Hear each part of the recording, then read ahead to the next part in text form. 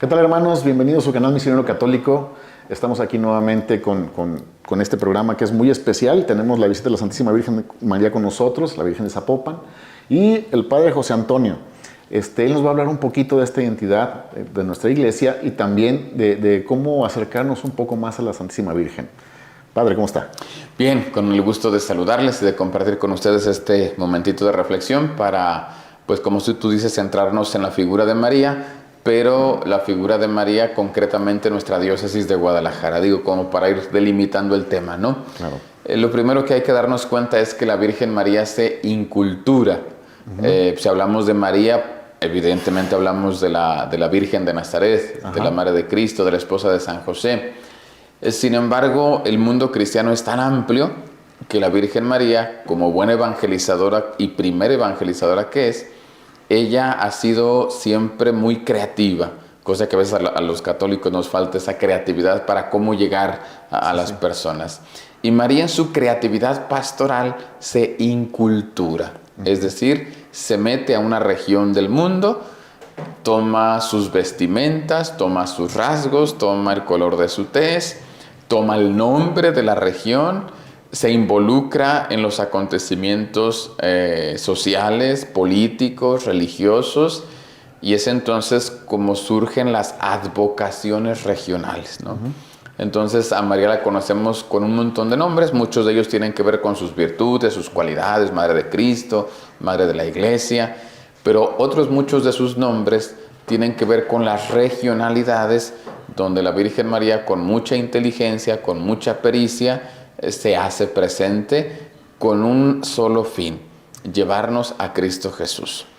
Y los que vivimos en el occidente de México, la Virgen María para nosotros tiene un rostro que es un nombre que es Zapopan,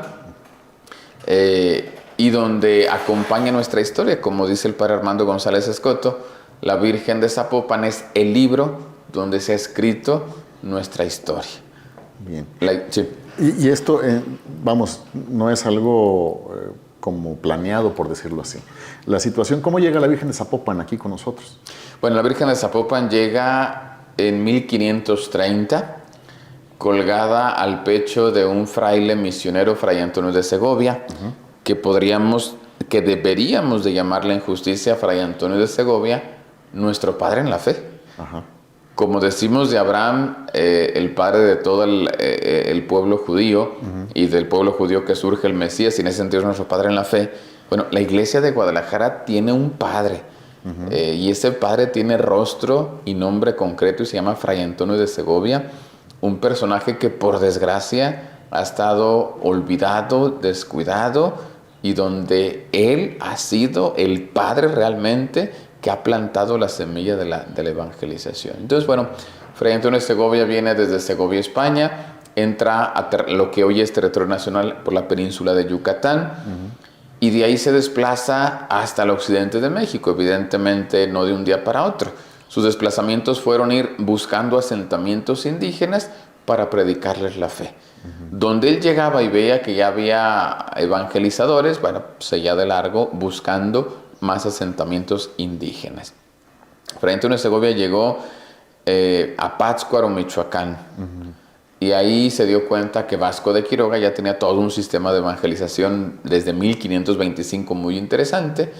Y bueno, pues entonces ahí no dura mucho él haciendo su labor porque entiende que ya hay quien ha tomado las riendas de la evangelización, pero no se retira de ahí sin pedirle a los indígenas tarascos de la región que le fabriquen una pequeña escultura que representa la Inmaculada Concepción.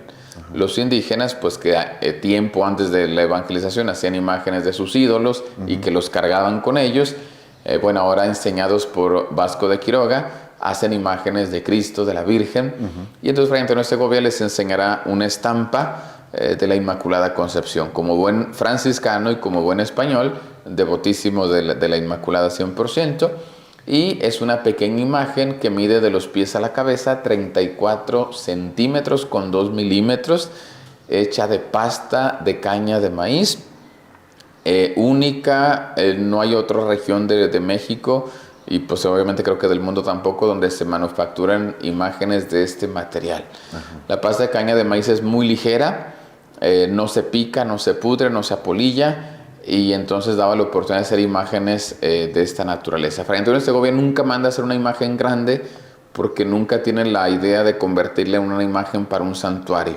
sino una imagen itinerante. Entonces, cuanto más pequeña y más práctica, mejor. Llega Fray Antonio de Segovia con esa imagen que le hicieron en Pátzcuaro, Michoacán, en 1530, en la Pascua de 1530, llega a Tlajomulco, después de Tlajomulco a Tonalá, y de Tonalá pues ya se empieza a imbuir en todo lo que es hoy el occidente de México, y entonces los primeros indígenas, lo primero que ven es un fraile vestido de harapos,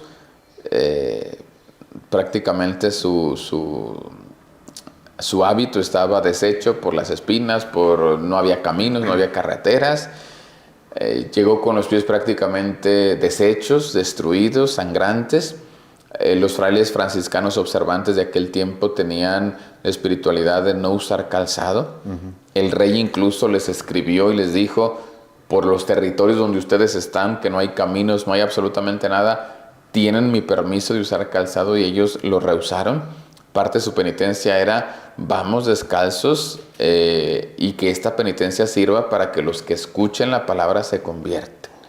Entonces, imagínate tú aquella escena, 1530, en Tonalá, Tlajomulco, ver los indígenas, un hombre vestido de harapos, con los pies destruidos, y una pequeña imagen al pecho que representa la Inmaculada Concepción, que ellos no sabían ni de qué se trataba, pero que era una mujer, y que sí les llamaba la atención porque en su rostro y en sus manos veían rasgos parecidos a ellos como indígenas.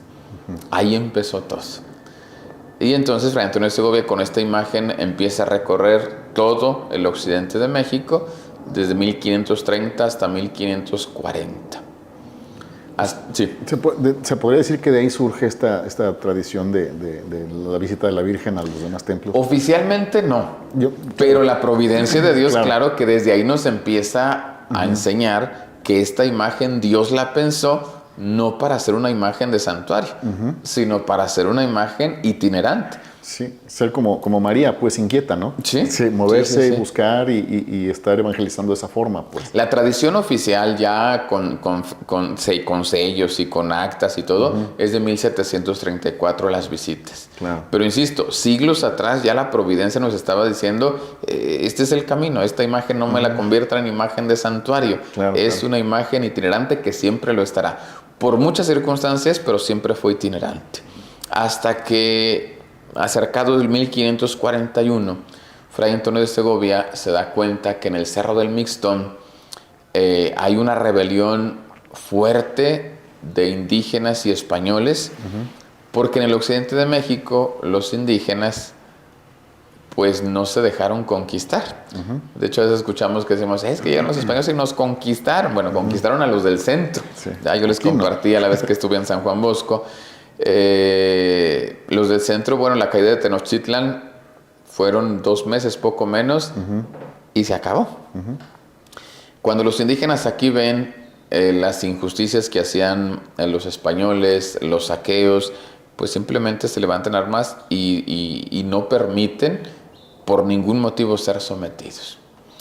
El problema fue que mandan traer desde la Ciudad de México, bueno, lo que hoy es la Ciudad de México, al virrey Antonio de Mendoza, por cómo estarían las cosas. Sí.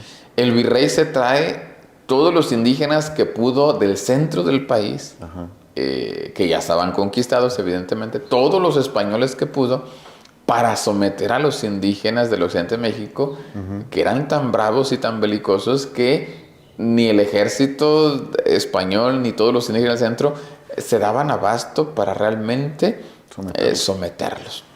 Entonces estos indígenas fueron incluso, había indígenas que no tenían la intención de sublevarse, pero los cascanes eran muy belicosos, y entonces se fueron por toda la región de Occidente con todos los tribus indígenas a obligarlos a participar de la guerra, al grado que era o te integras a la guerra o te matamos. Bueno, pues a lo mejor me integro a la guerra de chance y no me maten en la guerra, pero si no, aquí mismo quedo. Entonces, muchos incluso indígenas fueron llevados por la fuerza, pero tenían que estar allí. Entonces, los indígenas encontraron ahí en lo que hoy es el Mixtón, en Zacatecas, una elevación muy grande, escarpada, casi imposible de escalar. Y entonces allá se subieron para decir, pues acá los españoles no pueden llegar. Sí. Y dicen las crónicas que los españoles duraban días y días buscando cómo se treparon ahí hasta que por fin lo lograron. Y entonces cuando los españoles acorralaron a los indígenas, pues los dejan sin comer, sin beber. Y muchos se morían de la sed, de la falta de alimento. Otros tantos, antes que dejarse tocar por un español, porque ya dejarse tocar por ellos era decir, vas a ser mi siervo, preferían morirse, se suicidaban con las mismas espadas de los españoles o se dejaban caer de la parte más alta del cerro. Y entonces aquello fue un baño de sangre tremendo. La guerra del Mixtón fue la más importante de América, y la que puso más en jaque y en peligro la hispanización y la evangelización. Fray Antonio de Segovia, dándose cuenta del baño de sangre que se estaba dando y de todo lo que esto implicaba, toma aquella imagen de la Virgen que traía consigo, sube al Cerro del Mixtón con el crucifijo en la mano y empieza a hablar con los indígenas.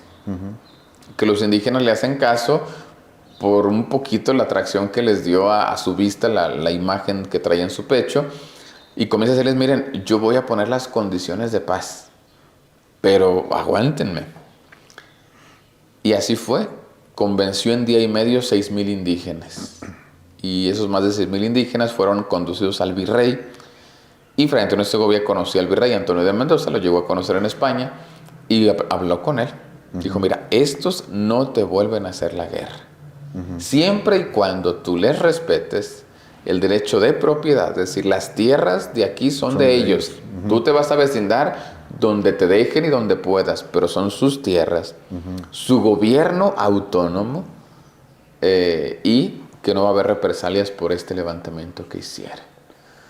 Antonio de Mendoza accede y los indígenas que iban a saber de contratos, de acuerdos. Entonces Fray Antonio, para comprobar a los indígenas que no los estaba engañando, se despoja de la imagen y se las entrega como garantía, decirles, no los estamos sometiendo, no los estamos engañando, no vine a someterlos con una imagencita, no, vine a luchar por sus derechos, pero a evitar este baño de sangre, y de aquí en adelante yo seré padre y protector para ustedes.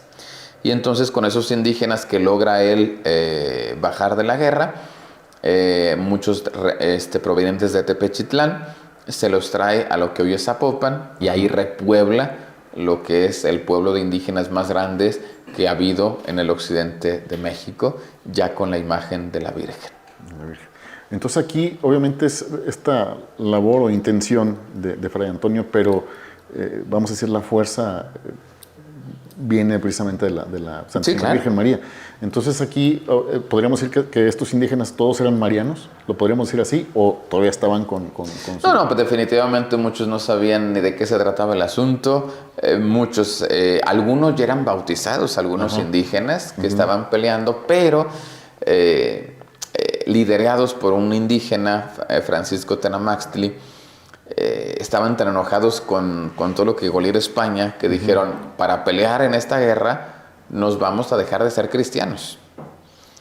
Y incluso se raspaban la cabeza hasta sangrar para quitarse el bautismo y poder entrar a la guerra. Fue algo terrible. Terrible, sí. Entonces, pero sí, muchos de los indígenas que ya estaban peleando ya eran cristianos y ya habían escuchado hablar de Cristo y de María. Otros tantos tal vez ni siquiera, había de todo, ¿no? Claro. Pero al final la providencia de Dios que atrajo, sedujo a través de esta imagen la voluntad de esos indígenas que escucharon al fraile y se pudieron poner las condiciones de paz, al grado que podemos decir que en el occidente de México nunca hubo una conquista.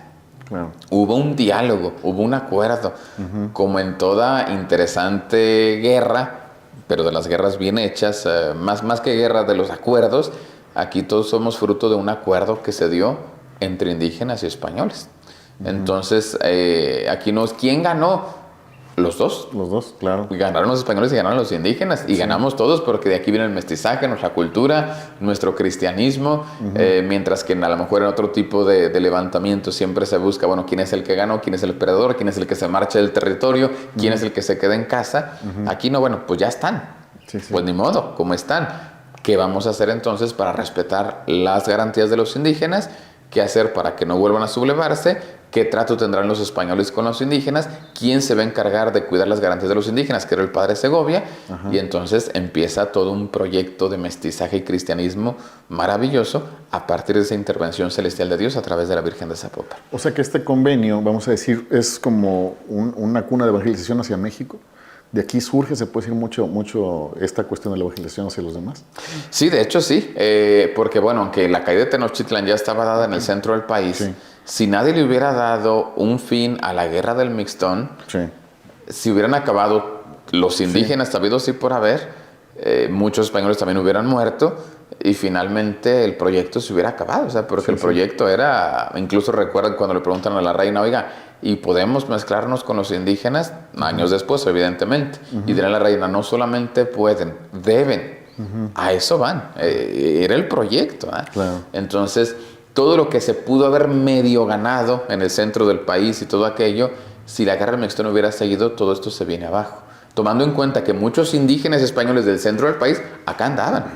Entonces aquello hubiera sido un baño de sangre y un impensable, y ahí hubiera quedado el proyecto de hispanización. Por eso se dice que es la guerra más importante, no solamente de lo que hoy es México, sino incluso de Latinoamérica. Sí. Aquí me llama mucho la atención pues que el occidente también es cuna de vocaciones, ¿no? Sí. Y tiene, o sea, hay mucha cuestión o mucho respeto a la fe. Sí es como cuna de la fe de alguna manera, y tiene que ver con toda esta situación. O sea, sí, porque de hecho muchos dicen, es que por los mártires, que por supuesto que sí. También. Pero bueno, más bien nuestros mártires también son fruto de esto. Los mártires son del siglo pasado. Claro. Y la iglesia de Guadalajara y el occidente de México, que ha sido tan lleno de vocaciones, de santos, viene desde siglos antes de que nuestros mártires dieran su vida por Cristo. Ciertamente ahí se cumple lo de sangre de mártires también de nuevos cristianos. Por supuesto que nuestros mártires reconocemos los frutos maduros, pero los mismos mártires fueron fruto maduro de todo un proceso evangelizador de 400 años atrás, donde la garante de la evangelización ha sido la Virgen de Zapopan, con su pedagogía, con su sistema, lo que les decía yo al principio, la Virgen se incultura y ha logrado que Cristo se ha implantado aquí, no por la fuerza, sino por la convicción, y también en el cambio de las estructuras sociales, políticas de nuestro medio, porque a veces entendemos por evangelización sentar a alguien y enseñarle el catecismo.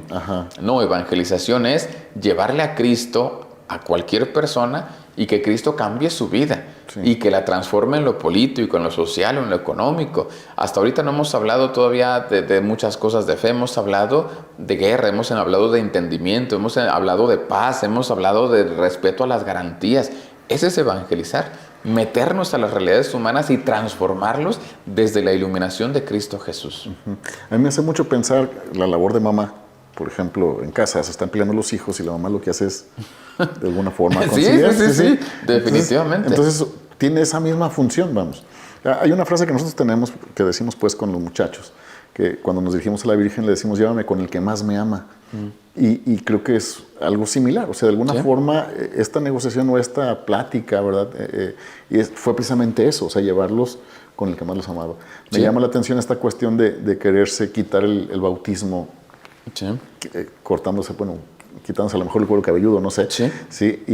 Pero aún así no es posible. No, claro que no. A lo que me refiero es que busca la forma de volver a de aquellos que ya se habían un poquito acercado a la fe y que habían renegado de la fe y que en su cultura era, mire, el bautismo se borra raspando el cráneo, pues entonces ella va, digamos, a hacer esa reevangelización y ese reencuentro. Exactamente. O sea, no te hagas daño, de todos modos esto funciona de esta manera, ¿no? Sí, o sea, ya llevaba 10 años la Virgen de recorrer todo el occidente de México. Por eso decimos, muchos indígenas ya habían algo, si no asimilado 100%. Hay que entender que los procesos no son mágicos. A veces nos presentan las cosas muy mágicas. Llegó la Virgen y todos los indígenas se arrodillaron y creyeron.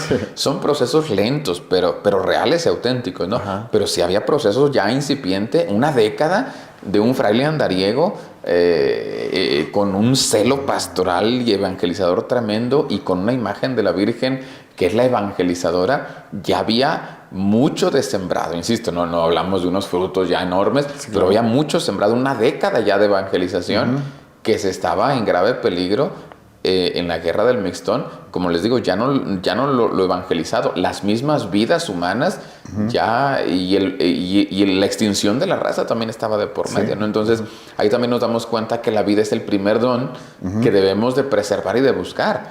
Si no hay vida, ¿a quién le predica? Si no hay vida, ¿a quién evangeliza? Si no hay vida, ¿a quién le ofreces la vida eterna? Entonces, la Virgen no solamente va a decir, ay, no dejen de creer en Cristo, miren. No. O sea, va a rescatar lo básico de lo básico, la vida de un pueblo y de una comunidad. Es maravilloso esto. A veces, bueno, decimos el fruto es el que está dando quizás ahorita de aquella guerra que mencionamos, ¿no? Sí, claro. O sea, bueno, los santos mártires, etcétera. También esta cuestión de ahorita, a veces nosotros no, aún con la imagen y aún conociendo lo que conocemos, aún así a veces no creemos bien. Aún a veces así no tenemos ni idea de qué está pasando. Por ejemplo, muchos vemos la Virgen de Zapopan como la romería únicamente, pero hay muchas cosas que desconocemos de esto. Sí, hay muchos títulos de la Virgen que tienen cada uno que ver con alguna situación específica, ¿cierto? Sí, claro. Entre los títulos que tiene la Virgen, ¿me puede mencionar algunos y su origen? De lo que hemos llevado ahorita de historia, evangelizadora y pacificadora. Esos dos títulos son grandísimos y que hacen alusión a los primeros 12 años de estancia de la Virgen en lo que hizo. Ya después vienen otros títulos de milagrosa. El del título milagrosa es muy importante, 1653, donde se lo da el obispo Ruiz Colmenero, porque el párroco don Diego de Herrera, el segundo párroco de Zapopan, le dice al obispo, mire, aquí vienen muchos indígenas de muchas comarcas y hablan largamente con la Virgen y dan testimonios de muchos milagros. Y entonces el párroco curioso empieza a investigar, y de hecho a don Diego de Herrera, segundo párroco de Zapopan, ya a principios de 1600 se le debe que él empezó a poner por escrito las crónicas de los indígenas, a indagar de dónde venía la imagen. El primer historiador de la Virgen es don Diego de Herrera, y cuando ven tantos milagros que se estudian por una comisión jesuita, el obispo Ruiz Colmenero dice, vamos a darle el título de milagrosa, en 1653. Pero el obispo no se queda con eso y dice, no, ¿saben qué? Vamos a hacer su templo santuario. Mismo templo que se había derrumbado a 1609, que habían reconstruido los indígenas, que aquí viene otro tercer aspecto muy interesante. Cuando se derrumba su templo, los indígenas se llevan la imagen a muchos lugares, que incluso llegaron casi hasta las fronteras de Estados Unidos, predicando los milagros de la Virgen para sacar recursos y embellecer su santuario. Eso nos hace pensar algo muy interesante. A principios de 1600 ya había indígenas evangelizadores. Claro, ellos tampoco lo pensaron así, ay, vamos a evangelizar. No, ellos decían, tenemos necesidad de sacar fondos para el santuario.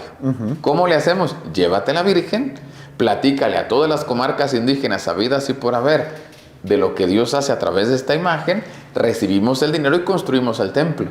Ese fue el proyecto de ellos, pero al final es interesante que en 1609-10 ya hablamos de indígenas, misioneros, evangelizadores, no en su comarca, que fueron a lugares inimaginables del occidente y hasta del norte del país, en Monclova, Coahuila incluso. La Virgen allá es conocida, y es conocida no por un padre del siglo XXI, sino por aquellos indígenas de 1600 que predicaron a la Virgen.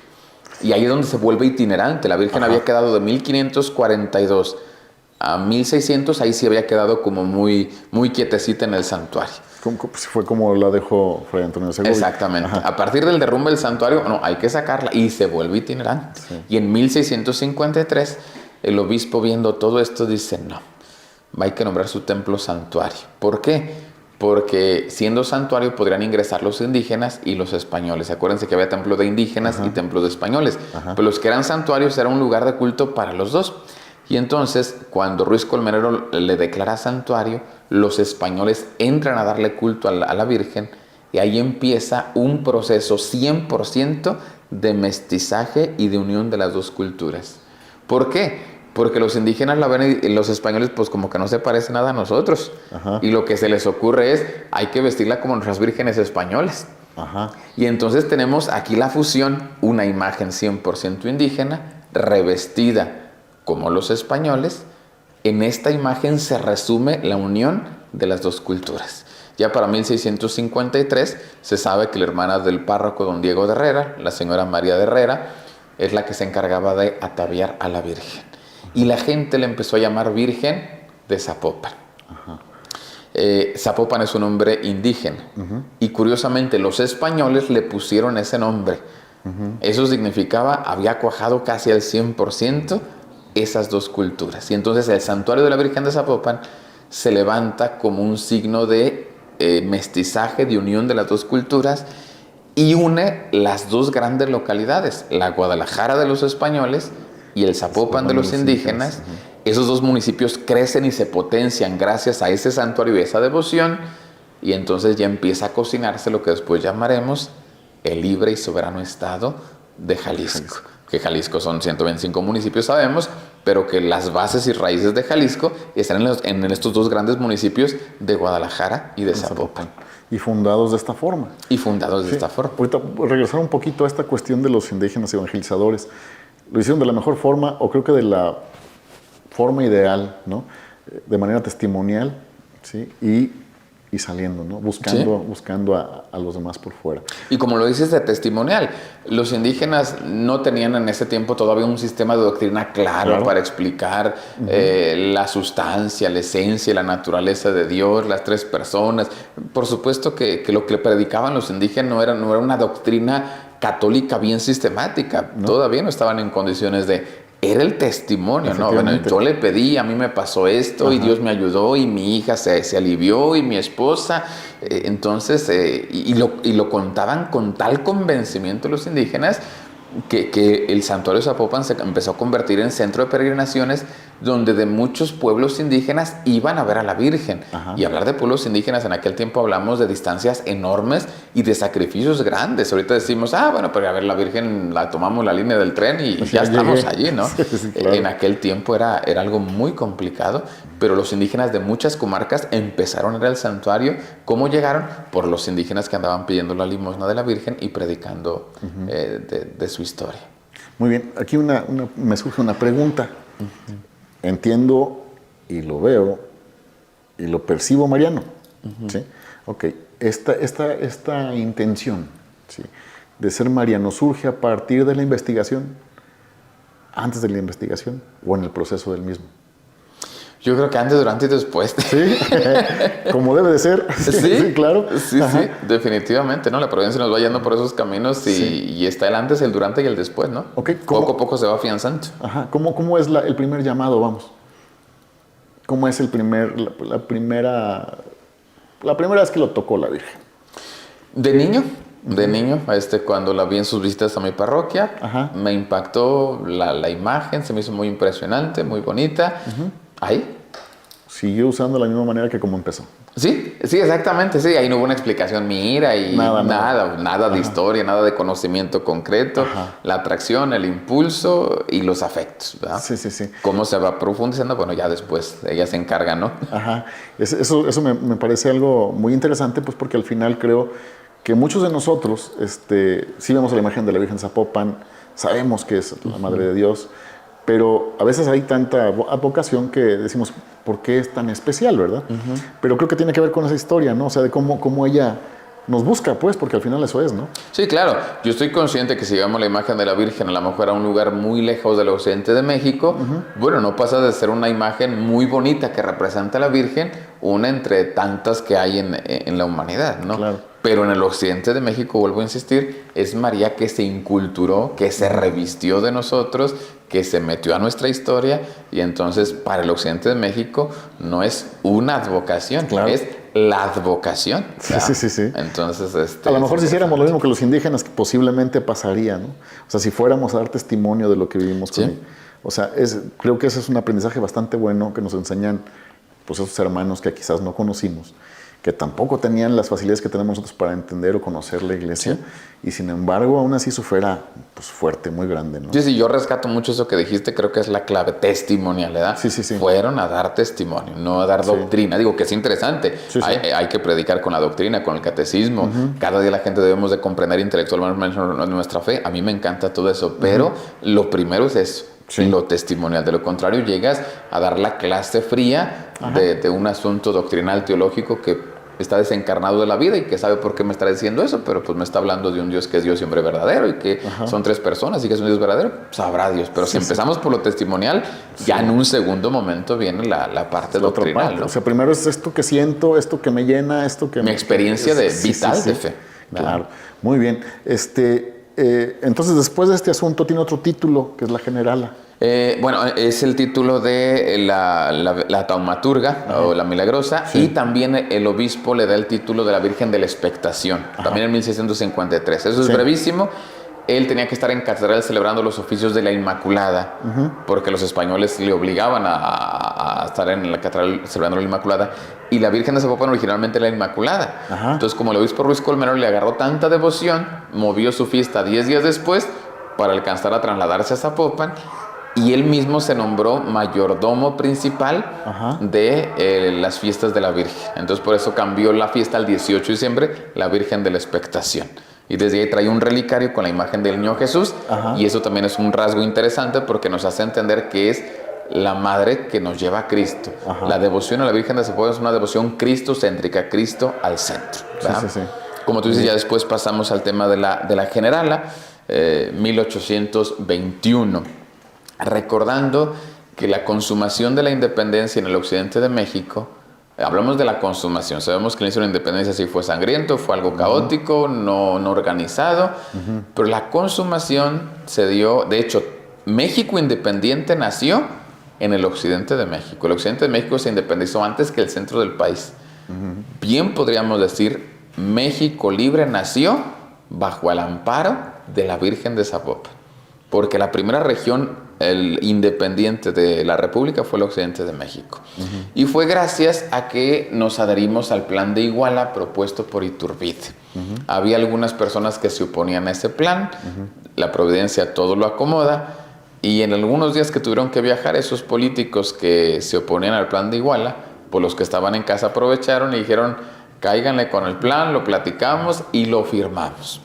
El plan de Iguala se firmó en una de las casas de San Pedro Tlaquepaque, y entonces fue tan sencilla la independencia, la consumación, que dijeron: bueno, pues ya firmamos, sí, ya. ¿Y ahora qué sigue? Pues somos independientes. Ya, tan. ¿Y cómo? ¿Y a quién le dijimos? ¿O cómo le avisamos? Y entonces alguien dijo: hay que avisar el día que la Virgen entra a Guadalajara para sus visitas. En aquel tiempo, ahora es el 20 de mayo, en aquel tiempo era el 13 de junio, fiesta de San Antonio. Era una fiesta más grande, a veces que incluso la romería de nosotros ahora en octubre. Era más fuerte la llegada que el regreso. Y entonces, en la llegada de la Virgen a Guadalajara, había pobres, ricos, nobles, políticos, eclesiásticos, seminario. Entonces, estaban todos los estratos sociales. Dijeron: cuando la Virgen entre, les avisamos que somos independientes. 2 o 3 días antes se había firmado el acta. La Virgen iba entrando por un lado de la ciudad a sus visitas, y por el otro lado, Pedro Celestino Negrete y toda la tropa le avisaban a la gente: somos independientes. Imagínate, esa noticia impresionó tanto que dijeron: ella. Sí, claro. ¿Cómo que nos avisan que somos independientes el día que ella viene aquí? A traernos la independencia. A traernos la independencia. Sí, claro. Entonces dijeron: fue por su intercesión, por su mediación. Y el ejército de inmediato le pide al obispo Ruiz de Cabañas que la nombren generala del ejército insurgente de la Nueva Galicia. Ese 13 de junio de 1821, pero como había que mandar a hacer la banda generalicia, mandar a hacer el bastón de mando, entonces el 15 de septiembre de 1821, en la Catedral de Guadalajara, el ejército le nombra a su general y le dan este título en 1821. 2 años después, 1823, celebrando un aniversario más de la independencia y del generalato, es que nace el libre y soberano estado de Jalisco. Y entonces el primer Congreso Constituyente de Jalisco dice: vamos a nombrarla protectora universal del estado de Jalisco. Esto con una intención. Ahora lo vemos ya con más claridad con años. El primer Congreso de Jalisco fue el que luchó mucho por el federalismo. Es decir, que nuestro sistema político no fuera centralista, como por desgracia sí ha sido. ¿Qué es el centralismo?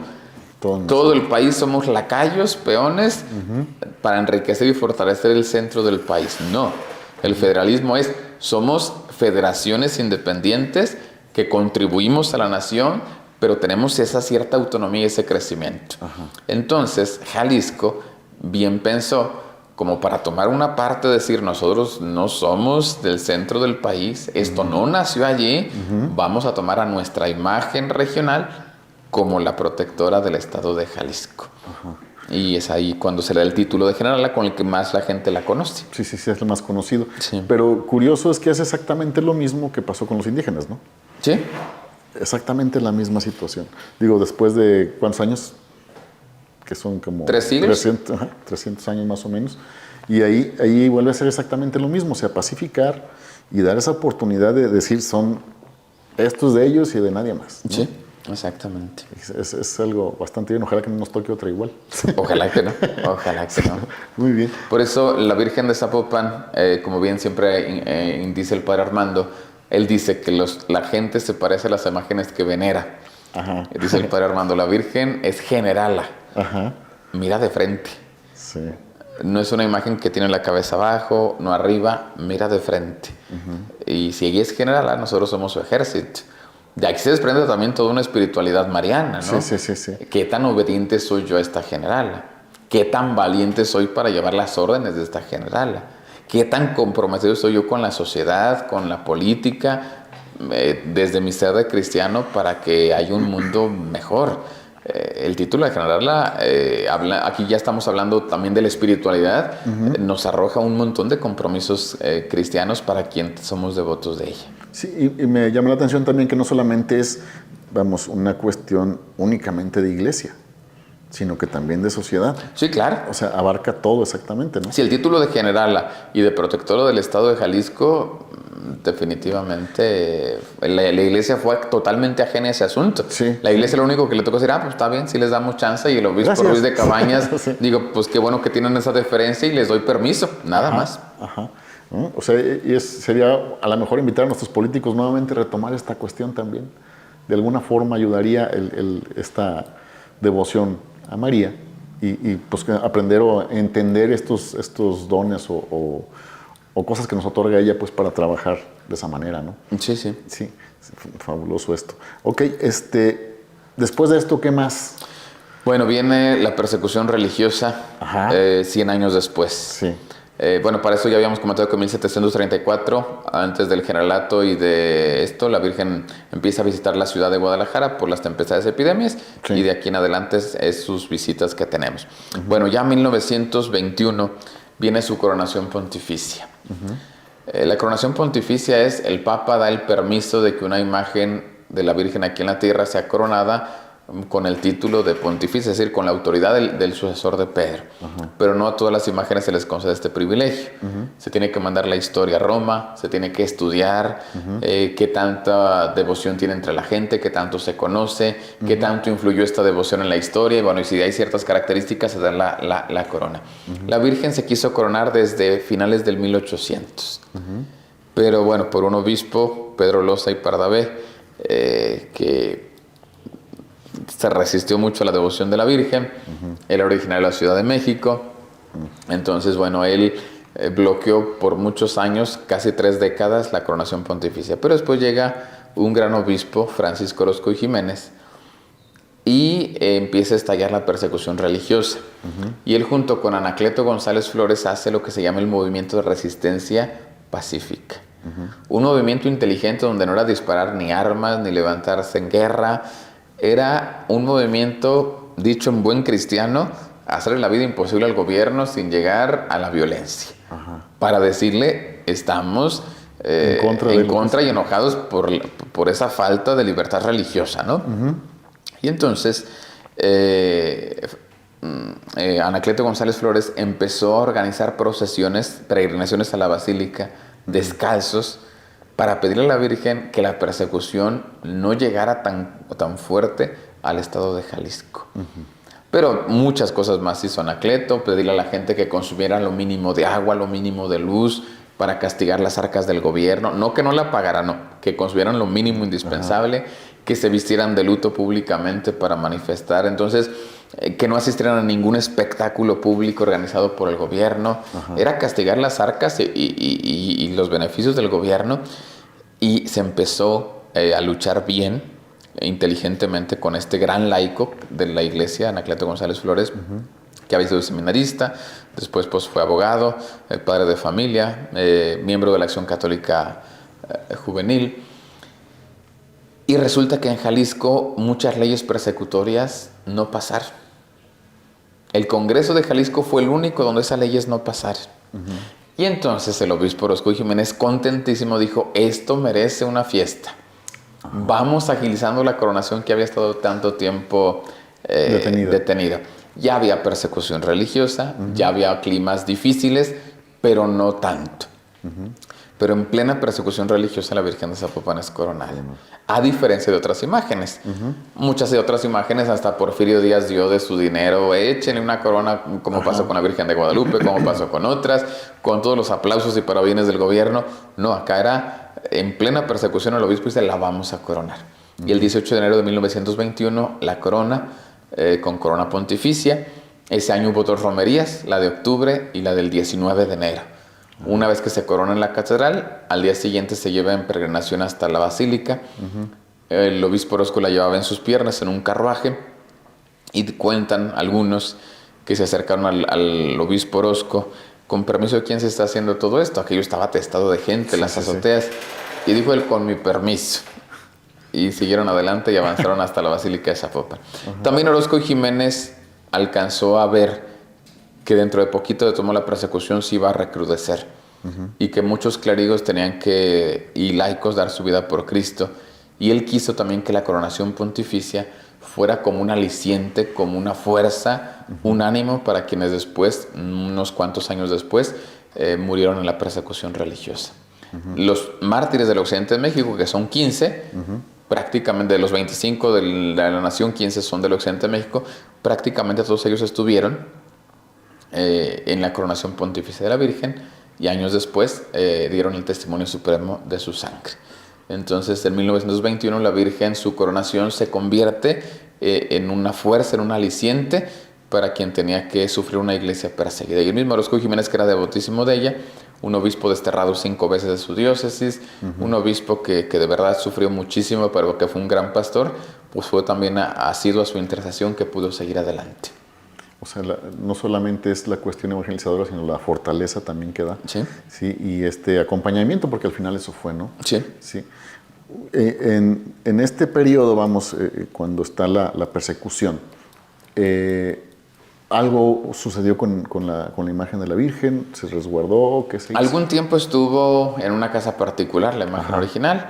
La romería se vio... Casi fueron 100 años de afectación de los casi 300 que va a cumplir la romería. Casi 100 años hubo muchas afectaciones, no solo por la persecución religiosa, fue la Revolución Mexicana, fueron las leyes de reforma, luchas entre liberales y conservadores, de recién que se empezó a dar a la luz la Constitución del 17. Entonces, eso afectó, por decir así, mucho los recorridos, que a veces eran públicos, a veces privados, que la Virgen iba a esconder una caja de madera, que podían avisarle a la gente que no podían avisarle que salía la Virgen para que no la siguieran, encarcelaron un montón de curas y de laicos. También ese es otro tema interesante que no nos daría el tiempo, pero para ver cómo la romería a lo largo de siglos subsistió. Lo interesante es que en Guadalajara había devociones fuertes diocesanas a la Virgen del Rosario, a San Pedro, apóstol, en Tlaquepaque. Todas las fuertes devociones se acabaron. No existe nada más que los libros que nos platican de la romería de San Pedro, de la devoción a la Virgen del Rosario. Es interesante que esta es la única devoción que ha atravesado, hablando de la romería, de 1734 hasta ahora, ha atravesado casi 3 siglos en medio de persecuciones, luchas, estiras y aflojas, y se mantiene. Y quien la mantiene, curiosamente, no son ni los obispos ni los clérigos, es la gente que pelea, que sigue a la romería, que la busca, porque incluso hay partes de la historia donde más de alguna vez el obispo Pedro Loza prohibió que la Virgen saliera a la romería. Y le dijo a la gente, no hay romería este año. Y les castigó de no sacar la imagen. La gente dijo, bueno, pues usted quédese con la imagen, pero nosotros hacemos la romería. Y ha habido años en que la romería se hizo sin imagen. Sin imagen, ajá. Pero la romería es la fiesta de la gente. Con imagen o sin imagen. O sea, bueno, otra vez se repite otra cosa, ¿no? Como cuando los indígenas salen a hacer lo mismo, la gente misma con su devoción mantiene esta devoción viva. Sí, es muy interesante todo esto. Muy bien, entiendo que ha investigado mucho. Sí. Pues le he echado un poquito de ganas. Sobre todo con el padre Armando González, su cercanía, y que es un hombre muy letrado, pues de él he aprendido muchas cosas y pues ahí estamos al servicio de la iglesia. Ok, ¿de qué forma pudiéramos hacer llegar esta información a toda la feligresía? ¿De qué forma pudiéramos yo como que nomás voy a la romería, ¿sí? Conocer un poquito más a fondo esta devoción y entender todas estas cosas que son parte del amor de María, creo yo? Okay. Que de alguna forma nos llama y nos mueve, ¿no? ¿Cómo le podríamos hacer? Bueno, hay un documental que trabajé su servidor junto con el padre Armando González y que se estrenó hace como 4 o 5 años, pero ya lo subimos a YouTube. Okay. Yo trabajo en la sección de Educación y Cultura y la página se llama Virgen de Zapopan, Educación y Cultura en YouTube, y ahí viene un documental de 1 hora completito sobre la historia de la Virgen de Zapopan. Entonces ese ya es un primer buen acercamiento. Sí. Hay muchos libros, mucha literatura, pero algo como muy cercano es este. Y recientemente el padre Armando y su servidor escribimos este libro. Este libro platica la crónica histórica de lo que fue el año 2021.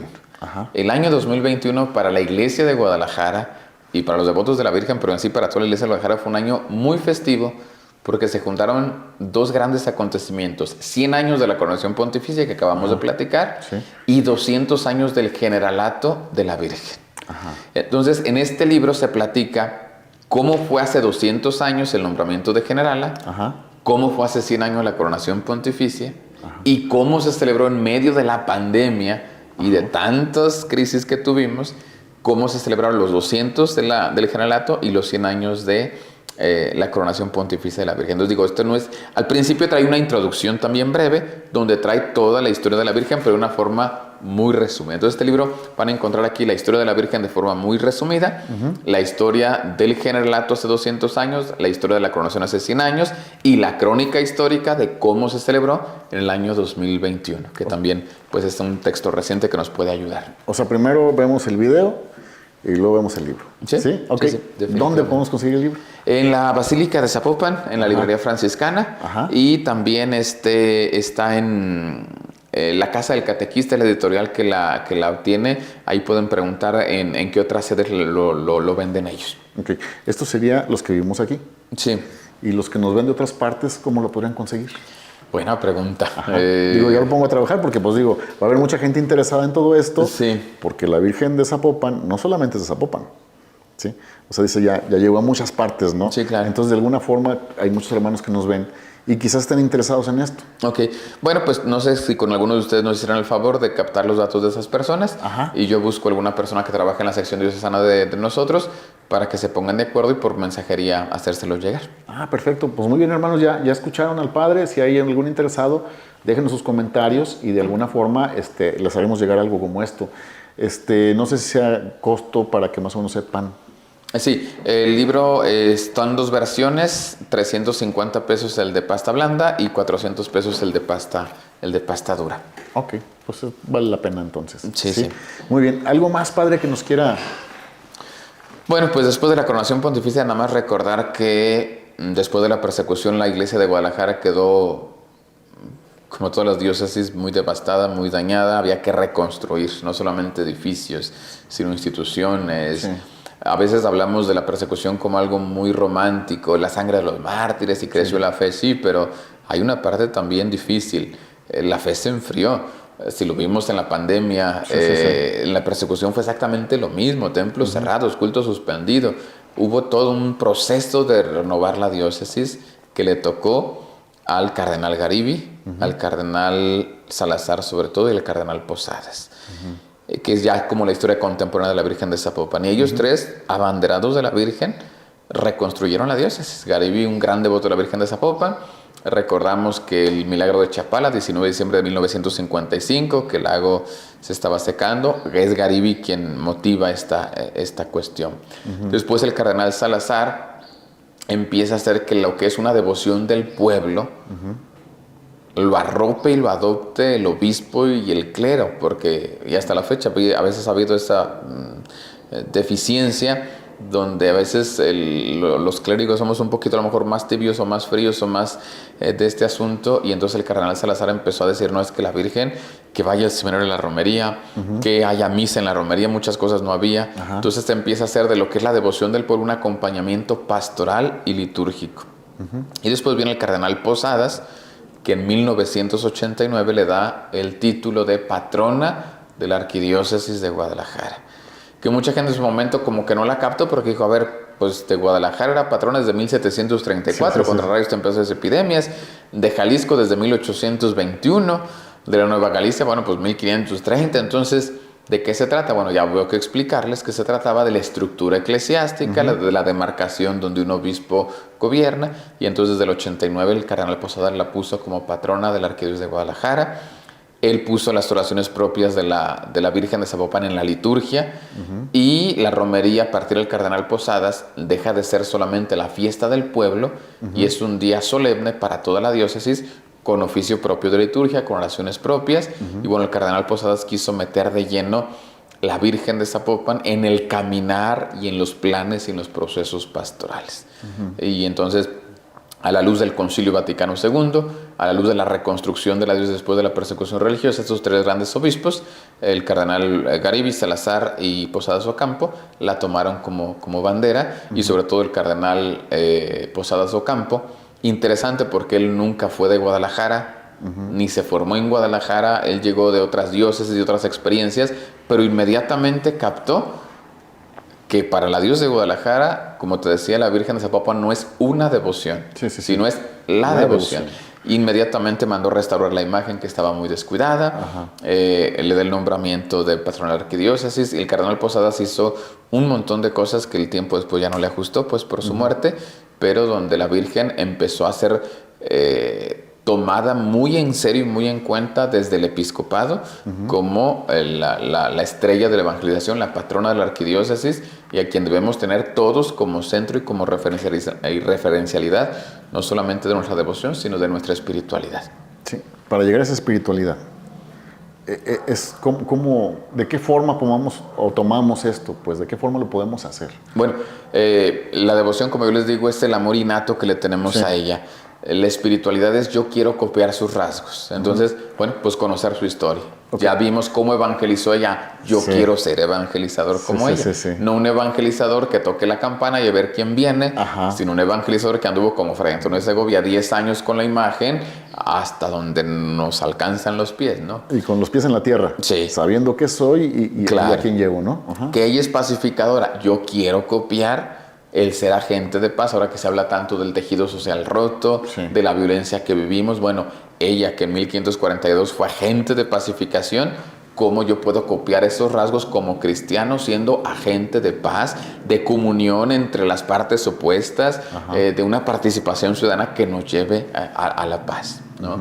Si ella hizo que los primeros indígenas se convirtieran en evangelizadores y prodigadores del testimonio, como tú decías, bueno, entonces de ella copio el rasgo de ser una persona que vaya a testimoniar mi experiencia de Dios para que más se acerquen a Él. Si ella estuvo presente en la independencia, si ella estuvo presente en la persecución religiosa, si ella se vuelve como la garantía de un libre y soberano estado de Jalisco, a ver ahora que vienen las elecciones, a ver ahora en este tiempo de situaciones complejas, yo como cristiano, ¿cómo debo hacer presente el nombre de Cristo en la vida política? ¿Cómo debo buscar el bien común con cristianos y no cristianos? ¿Cómo debo vivir mi ser de ciudadano pero como cristiano? Si ella es generala, significa que entonces yo soy un vasallo, soy un soldado. ¿Qué tan obediente soy? ¿Qué tanto hago caso a la orden que nos da, hagan lo que les diga? ¿Qué tanto soy valiente y enfrento de veras las situaciones o de veras me hago al lado del sistema a lo más facilito. Si ella estuvo presente en la persecución religiosa, bueno, yo como lucho actualmente por los derechos de la libertad del culto y de la religión, cómo hacer para que nuestra religión sea una promoción y una imposición. Si ella es patrona de la arquidiócesis y yo soy miembro de esta diócesis, yo que soy hombre, yo que soy mujer, yo que soy casado, sacerdote, ¿cómo puedo, como ella, ser estrella de la evangelización? Esa es la espiritualidad. De todos sus 500 años de historia, ir copiando esos rasgos, es decir, yo puedo ser evangelizador como ella, pacificador como ella, agente de comunión con ella, alguien que le importe su estado, que le importe la política, que se involucre para bien de los demás, la pastoral social. Vamos pensando cómo los primeros evangelizadores con la pastoral social hicieron maravillas. Los indígenas decían al principio, o sea, no creo por lo que me dices, sino por lo que haces por mí. O sea, no entiendo todavía mucho eso de que es Dios y es hombre verdadero y que son 3 personas y que es un solo Dios, pero veo lo que haces por mí y pues eso creo en tu Dios. Claro. Y la Virgen de Zapopan anduvo en esa pastoral social, en esa transformación de la sociedad. Entonces, ¿cómo hacer que mi fe no sea fe de templo solamente, no sea fe de capilla, sino que tenga injerencia en los dolores y sufrimientos de la sociedad? Que el dolor ajeno no me sea indiferente. Okay, aquí me llama mucho la atención, hermanos, si pueden checar su acta de nacimiento. Y si dice Jalisco, eso nos corresponde, ¿no? Okay, sí. Me gusta de alguna forma el compromiso, ¿no? Sí. Y entiendo que obviamente sí es de aquí de la región, pero la enseñanza es mundial, ¿no? Sí, claro, universal, por supuesto. Sí, pero puede partir de aquí este amor de María de esta forma a los demás, ¿verdad? Sí, claro. Muy bien, padre. Ya para vamos terminando un poquito. ¿Qué nos puede decir al final como 3 puntos importantes que tengamos que tomar en cuenta, viendo el acta de nacimiento, qué nos toca hacer? Ok. ¿Sí? 3 cosas. Conocer muy bien su historia. Sí. Segundo, copiar los rasgos de su espiritualidad para nosotros. Y tercero, celebrar. Cuando nosotros celebramos nuestro cumpleaños, ¿qué hacemos? Celebrar nuestra identidad. Así es. Soy hijo de fulana y de fulano. Nací en tal comunidad. Cada que celebramos nuestro cumpleaños es celebrar nuestra identidad. Cada que celebramos un aniversario matrimonial o sacerdotal, celebramos nuestra identidad. ¿Qué pasa cuando alguien no celebra su aniversario matrimonial, su aniversario sacerdotal? Ahí hay un foco rojo que se prende. Sí. Y significa no está feliz, no está contento, no está identificado con lo que es. O sea, si yo estoy feliz como casado, no se me pasa mi aniversario matrimonial.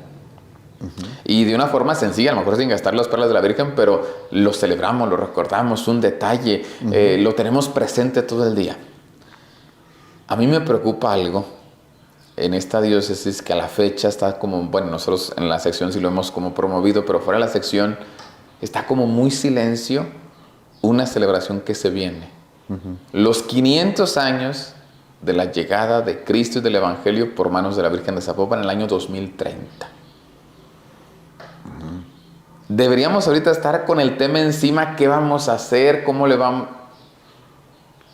Entonces a mí me preocupa y me angustia porque digo, a ver, si no celebramos, es como si no estuviéramos a gusto. Significa no me siento parte de. No me identifico con mi cristianismo, no me siento orgulloso de mi raíz. Ese es el problema del no celebrar. Y también lo digo con mucha sencillez y con respeto, pero en las celebraciones que fueron de los 100 años de la coronación pontificia, de los 200 años del generalato, hubo algunos agentes evangelizadores, clérigos y laicos, que nos mantuvimos como muy al margen, como muy opacos, sí, un poquito culpando la pandemia y culpando, pero sí, o sea, la pandemia nos cerró muchas puertas, pero nos abrió otras. Y para muestra el botón de ustedes de su canal y de su apostolado, ¿no? Entonces, a mí me preocupa los 200 años de Jalisco, los 475 años de la diócesis. Esos 4 acontecimientos han pasado recientemente, no digo en todos, pero en algunos sectores eclesiásticos, laicales, clericales, vi cierta opacidad Y me hace pensar, a ver, 100 años de su coronación, 200 años de su generalato, 200 años de que nació Jalisco bajo su protección, 475 años de que fuimos diócesis. Y así como me preocupa. De veras nos sentimos parte, nos sentimos gozosos de ser cristianos, de ser parte del fruto de los mártires, fruto del trabajo evangelizador de Fray Antonio de Segovia, hijo de esta madre evangelizadora, pacificadora. Y si en 2030 a la fecha se sigue escuchando como gran silencio sobre esto, me hace pensar que nos falta despertar en esa historia y que para algunos la Virgen de Zapopan es una devoción que pues toca recibir en la parroquia, pues la recibimos, que toca la romería, vamos, pero en algunos no ha pasado de una devoción esporádica. Muy lejos estamos de que se convierta en espiritualidad. Y si no estamos emocionadísimos con celebrar 5 siglos de que la Virgen llegó al occidente de México a traernos el regalo más precioso que se llama Cristo, entonces no sé qué podemos motivarnos o celebrar. Entonces yo os invitaría a conocer la historia de la Virgen, conocer la historia de la Iglesia Diocesana de Guadalajara, que conocer una es conocer la otra, están intrincadas, conociendo, copiar los rasgos, qué rasgos de ella voy a tomar yo, no como una devoción, sino como una espiritualidad, un compromiso. Y ahora sí, una vez que conozco y que adopto su espiritualidad, celebro, es decir, públicamente doy testimonio de lo que soy. Soy cristiano porque una madre me trajo a Cristo. Soy bautizado porque ella me trajo a Cristo. Soy mexicano, soy del occidente de México porque no se exterminó nuestra raza en el Mixtón, porque ella salió al frente para poner la paz. Y eso hay que celebrarlo en el año 2030 con todo lo que somos y tenemos. Yo creo que mucho de esto es a lo mejor por parte de ignorancia, ¿no? O sea, porque no conocemos toda esta situación. Pero me da mucho gusto esto que menciona y ya estoy pensando en otro programa. Como en otros 3, sí, más o menos. Yo creo que sí, para poder hacerle mucha mención a esta cuestión de este festejo. Yo creo que los hermanos que están viendo este programa se van a dar cuenta de la importancia que es nuestra historia como iglesia, pero también la importancia de la presencia de María con nosotros por elección, ¿no? Sí. Y el entender pues lo que sigue, ¿no? Después de esto. Ojalá tengamos la oportunidad, Padre, de hacerlo después. Bueno, no, ojalá no. Vamos a tener la oportunidad después, no, ¿sí? Para continuar con esto. ¿Sí? Y hermanos, sus comentarios, por favor. Lo que quieran preguntarle al Padre, digamos, podemos programar la siguiente entrevista de esa forma, con sus mismas preguntas. Pues muy bien, hasta el momento muchas gracias. Es todo. Espero que les guste el programa y que nos enamoremos más de la Santísima Virgen María y sobre todo de la Santísima Virgen de Zapopan. Pues muchísimas gracias, hermanos, y recuerden que Cristo los ama. Y yo también.